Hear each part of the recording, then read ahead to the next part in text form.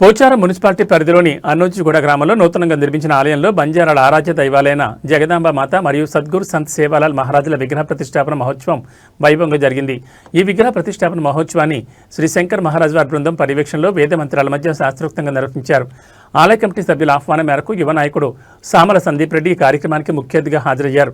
సందీప్ రెడ్డి అమ్మవారికి సేవాలాల్ మహారాజ్కి ప్రత్యేక పూజలు నిర్వహించి తీర్థ ప్రసాదాలు స్వీకరించారు. ఈ సందర్భంగా ఆలయ నిర్మాణానికి తన వంతు సహకారం అందిస్తూ సామల సందీప్ రెడ్డి 6 లక్షల రూపాయల విరాళాన్ని ఆలయ కమిటీకి అందజేశారు. ఆలయ కమిటీ సభ్యులు సందీప్ రెడ్డిని సాలువతో ఘనంగా సన్మానించారు. ఈ కార్యక్రమంలో మాజీ చైర్మన్ కొండలరెడ్డి, ఆలయ చైర్మన్ గోవింద్ నాయక్, పోచారం మున్సిపల్ మాజీ vice chairman Nanavati Reddiya Nayak, team Revanth Reddy సభ్యులు సింగిరెడ్డి, శ్రీకాంత్ రెడ్డి, మహిళలు, తాండా వాసులు తదితరులు పెద్ద సంఖ్యలో పాల్గొన్నారు. కమిటీ సభ్యుల నుంచి సామల సందీప్ రెడ్డి గారికి ధన్యవాదాలు తెలుపుతున్నాము. 6 లక్షల రూపాయలు మా గుడి నిర్మాణానికి సహాయం అందించినందుకు